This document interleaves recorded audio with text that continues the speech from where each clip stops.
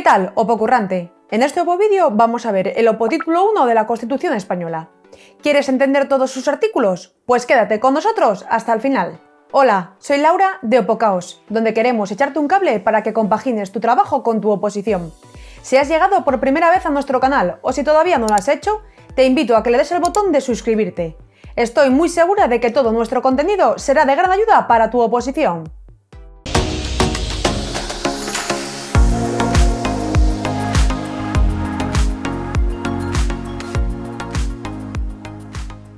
Este opovídeo se basa en nuestra opoley de la Constitución Española, así que para que puedas seguir mejor la explicación te he dejado en la descripción un link al opotítulo 1. ¿Quieres saber cómo te pueden ayudar las opoleyes a compaginar tu trabajo con tu oposición? Te dejo por aquí un enlace donde analizaremos las 2 razones por las que deberías utilizarlas en tu estudio. ¡Vamos a por ello!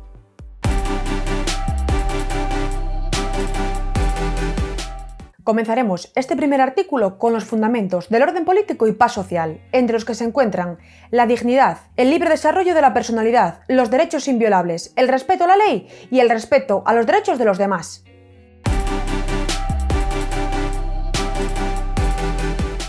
Con el artículo 11 entraremos en el primer capítulo del opotítulo 1, donde hablaremos de los españoles y los extranjeros. La nacionalidad española se adquiere, conserva y pierde de acuerdo con lo establecido en la ley. Eso sí, evidentemente, ningún español de origen podrá ser privado de su nacionalidad.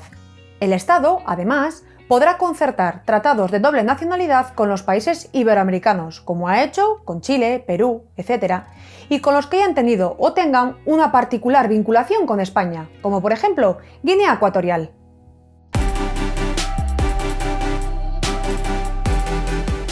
Los españoles son mayores de edad a los 18 años. No hay mucho más que decir al respecto.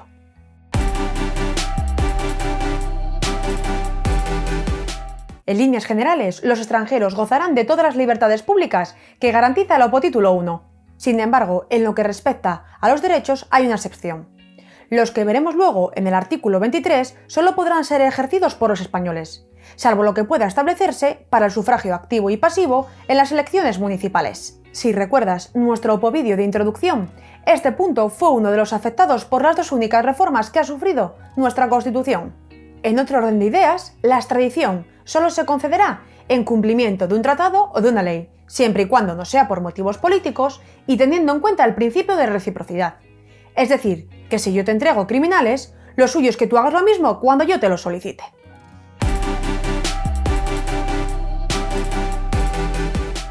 En el artículo 14 dejamos a un lado el capítulo 1 y entramos en el capítulo 2.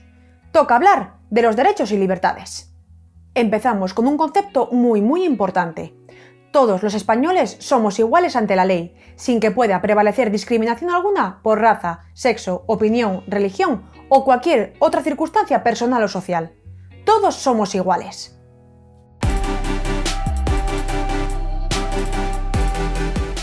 Tenemos derecho a la vida y a la integridad física y moral. Nadie puede torturarnos ni someternos a tratos inhumanos o degradantes. Queda abolida la pena de muerte, salvo lo que puedan disponer las leyes militares en tiempos de guerra.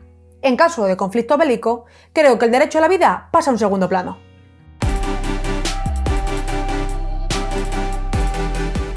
Se garantiza la libertad ideológica, religiosa y de culto. Puede ser de izquierdas o de derechas, musulmán o cristiano, puedes creer en lo que quieras, pero nadie puede perseguirte ni obligarte a declarar sobre ello. Y recuerda, el Estado español es aconfesional. A pesar de que históricamente hemos estado muy vinculados con la Iglesia Católica, hoy en día no tenemos una religión oficial. Tenlo presente porque es fácil equivocarse.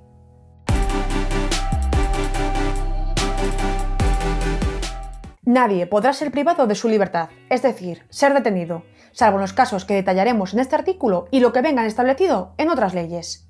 En lo que respecta a la detención preventiva, que es aquella que efectúa la policía antes de que el detenido pase a disposición judicial, no puede durar más de 72 horas. En este periodo, si no se encuentra nada en su contra, deberá ser puesto en libertad. Por otra parte, cuando somos detenidos, además de tener derecho a un abogado, se nos ha de informar inmediatamente de nuestros derechos y de las razones de la detención, no pudiendo ser obligados a declarar en ningún caso. Y para terminar, la ley regulará el tiempo máximo de duración de la prisión provisional y el procedimiento de habeas corpus, que obliga a poner inmediatamente a disposición judicial a toda persona detenida ilegalmente.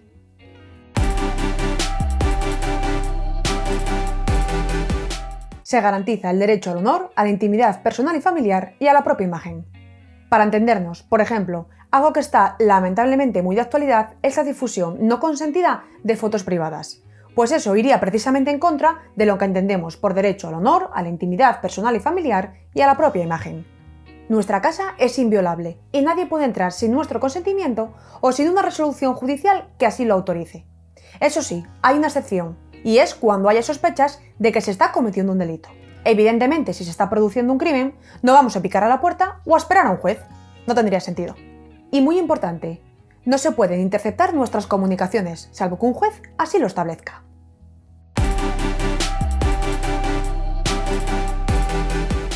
El artículo 19 recoge la libertad de circulación en el territorio nacional. Podemos situar nuestra residencia donde queramos, desplazarnos libremente y entrar y salir de España sin ningún problema.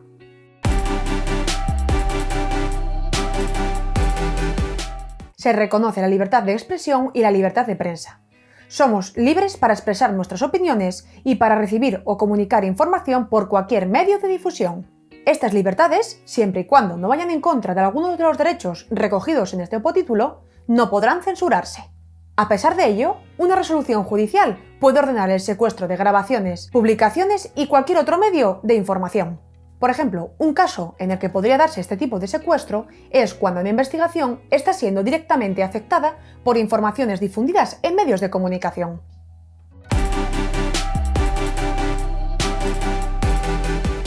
Se reconoce, previa comunicación, el derecho de reunión pacífica y sin armas.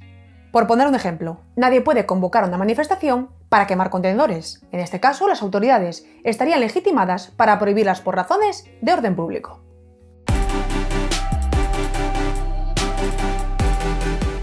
Se reconoce el derecho de asociación, salvo si se persiguen fines ilícitos o se usan medios delictivos. Por otro lado, se prohíben las asociaciones de carácter paramilitar y las catalogadas como secretas. Todas las asociaciones deberán inscribirse en un registro y solo podrán ser disueltas o suspendidas mediante resolución judicial que justifique dicha decisión.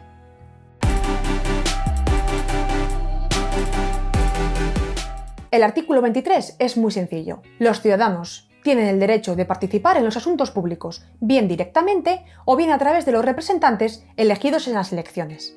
Además, pueden acceder en igualdad de condiciones a las funciones y cargos públicos.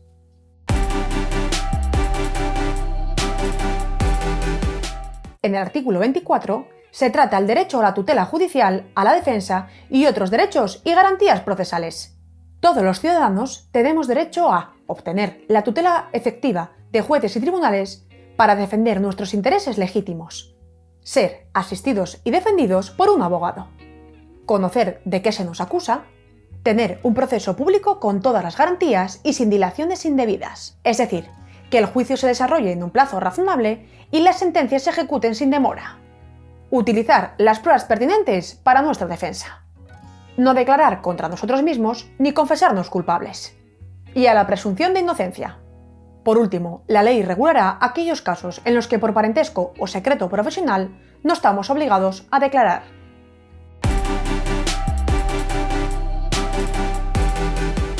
Comenzamos reforzando ese concepto de retroactividad que vimos en el artículo 9 del optítulo preliminar. No nos pueden condenar por actividades que no estaban sancionadas en el momento en el que las realizamos. Te voy a poner un ejemplo.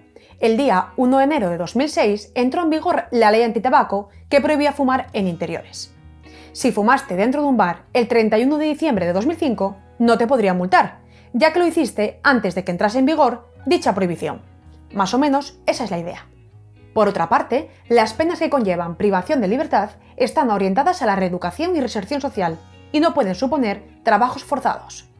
Los presos deberán tener acceso a un trabajo remunerado, a los correspondientes beneficios de la seguridad social, a la cultura y al desarrollo íntegro de su personalidad.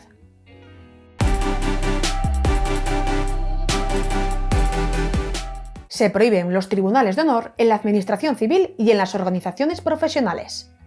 Un tribunal de honor es aquel destinado a sancionar conductas deshonrosas, que no mantienen el decoro, etc. En el ámbito militar son muy frecuentes.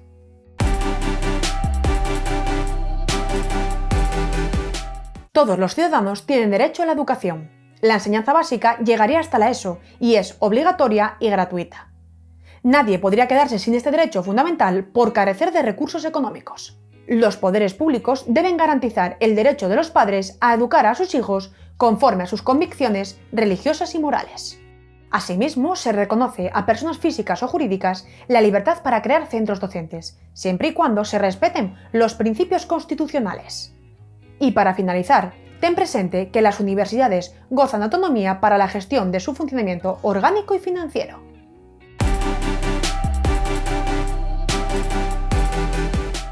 Se reconoce el derecho a crear sindicatos, con algunos matices para los cuerpos militares y otros funcionarios públicos. Eso sí, nadie puede obligarnos a afiliarnos a ellos. También se reconoce el derecho a huelga de los trabajadores para la defensa de sus intereses.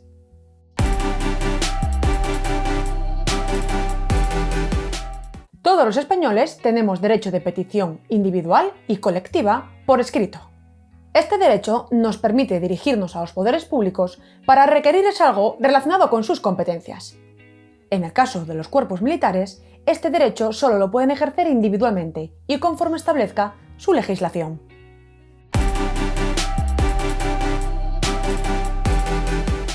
Los españoles tienen el derecho y el deber de defender España.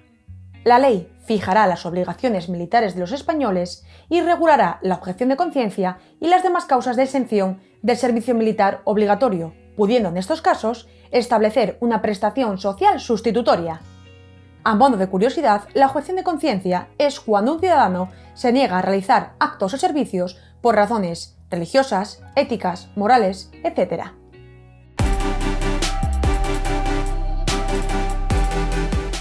Todos contribuiremos al gasto público, de acuerdo con nuestra capacidad económica y mediante un sistema tributario justo y progresivo. Si alguien recibe más ingresos, es lógico que aporte más.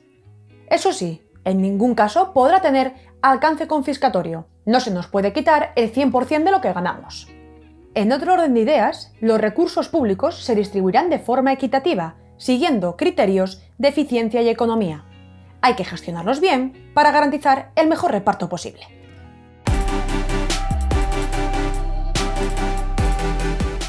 El hombre y la mujer tienen derecho a contraer matrimonio con plena igualdad jurídica. La ley regulará las formas de matrimonio, la edad y capacidad de contraerlo, los derechos y los deberes de los cónyuges y todo lo relacionado con la separación.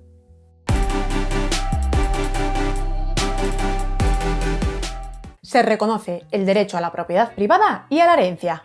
Nadie puede ser privado de sus bienes, salvo que se justifique legalmente por razones de utilidad pública o interés social, como también establece el artículo 128.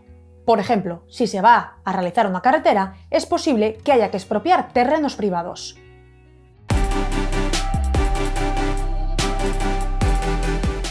Se reconoce el derecho de fundación para fines de interés general.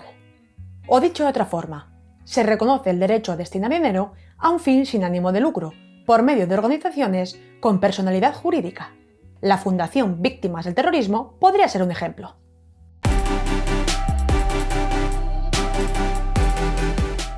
Todos los españoles tenemos el deber y el derecho de trabajar, sin que pueda prevalecer discriminación alguna por razón de sexo, y por un sueldo que nos permita satisfacer nuestras necesidades personales y familiares.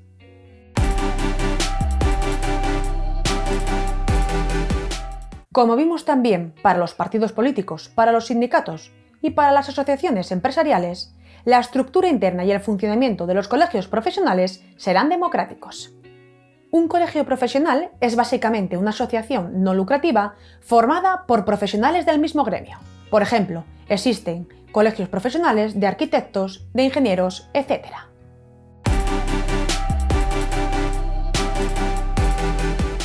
La ley garantizará el derecho a la negociación colectiva entre trabajadores y empresarios. La idea de estas conversaciones suele ser la búsqueda de salarios más justos, mejorar las condiciones de trabajo, etc.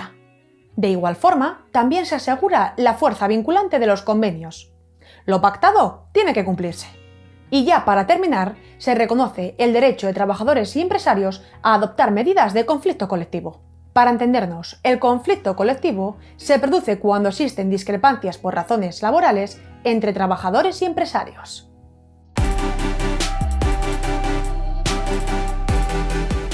Se reconoce la libertad de empresa en el marco de la economía de mercado. Los poderes públicos garantizan y protegen el ejercicio de esa libertad de empresa y la defensa de su productividad.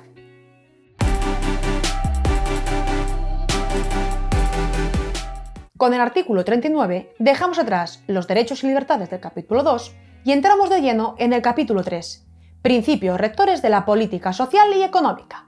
Los poderes públicos asegurarán la protección económica, social y jurídica de las familias, junto con la de las madres y los hijos. Estos últimos también gozarán de la protección prevista en los acuerdos internacionales que velan por sus derechos. Por otra parte, los padres deberán asistir a todos sus hijos, a todos, durante su minoría de edad y en los demás supuestos que establezca la ley.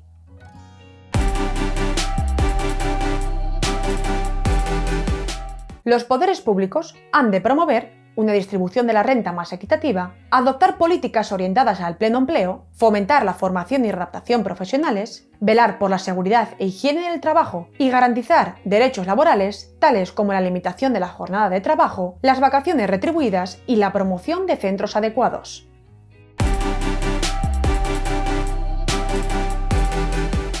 Los poderes públicos mantendrán un régimen de la seguridad social para asistir a los ciudadanos en caso de necesidad, como puede ser el desempleo.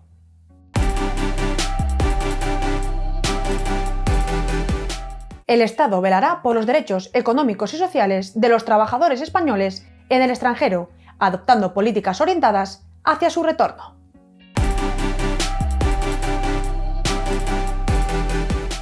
Se reconoce el derecho a la protección de la salud. Los poderes públicos velarán por el sistema de salud pública. La ley regulará los derechos y deberes de todos al respecto. De igual modo, también se ha de fomentar la educación física, la educación sanitaria y el deporte.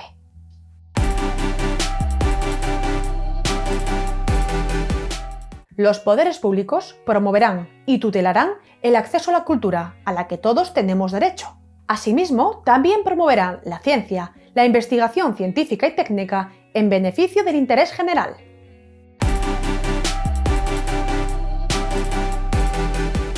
Todos tenemos el deber de conservar y el derecho a disfrutar de un medio ambiente adecuado. Los poderes públicos velarán por el uso racional de los recursos naturales.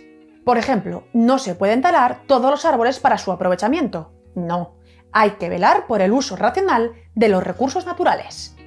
En caso de violación, la ley no solo establecerá las sanciones penales y administrativas, sino que puede obligar a reparar el daño causado.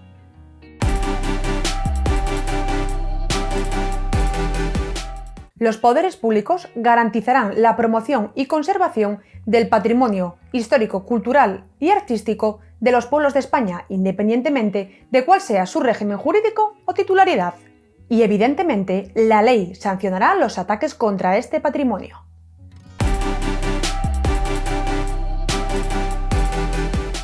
Todos los españoles tienen derecho a disfrutar de una vivienda digna y adecuada. Los poderes públicos velarán por hacer efectivo este derecho, regulando el uso del suelo para impedir la especulación. Por último, la comunidad participará en las plusvalías, es decir, en los incrementos de valor del suelo como consecuencia de una transformación urbanística pública.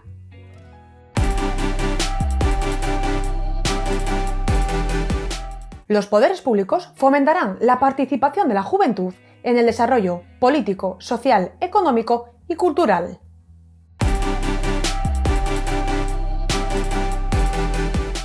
Los poderes públicos realizarán políticas de integración de las personas con algún tipo de discapacidad.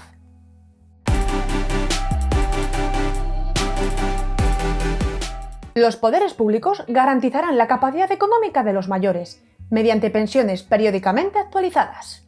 Aspectos como la inflación podrían afectar a su poder adquisitivo, de ahí la coletilla de periódicamente actualizadas. De igual modo, se ha de promover su bienestar mediante un sistema de servicios sociales que atiendan sus problemas de salud, vivienda, cultura y ocio.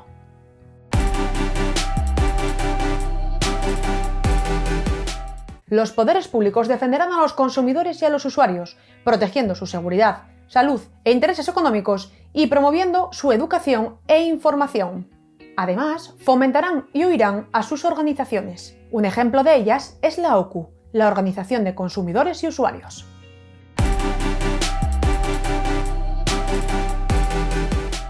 Y ya para cerrar este tercer capítulo del Opotítulo 1, la ley regulará las organizaciones que defiendan los intereses económicos de los ciudadanos.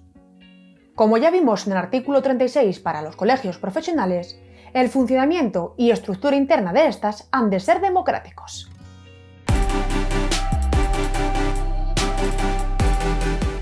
Artículo 53. Entramos en el cuarto capítulo de las garantías de las libertades y derechos fundamentales.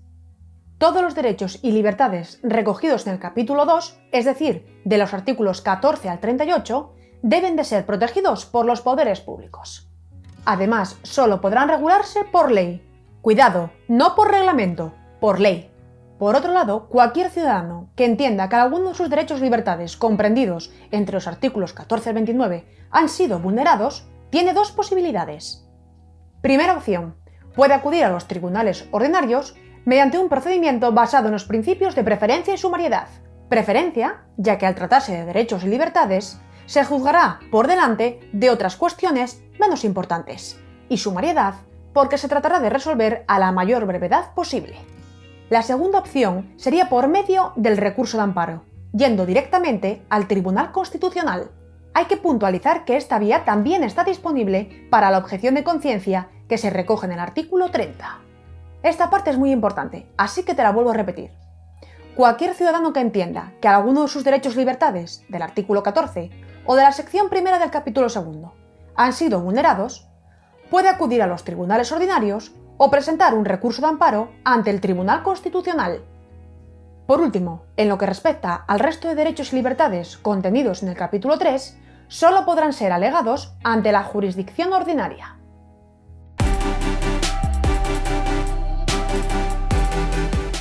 El defensor del pueblo, que vendrá regulado en una ley orgánica, es designado por las Cortes Generales para defender los derechos fundamentales y las libertades públicas de los ciudadanos.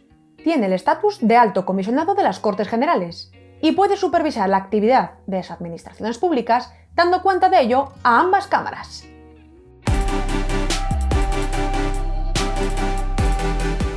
Y ya, para cerrar este Opotítulo 1, vamos a ver el capítulo 5.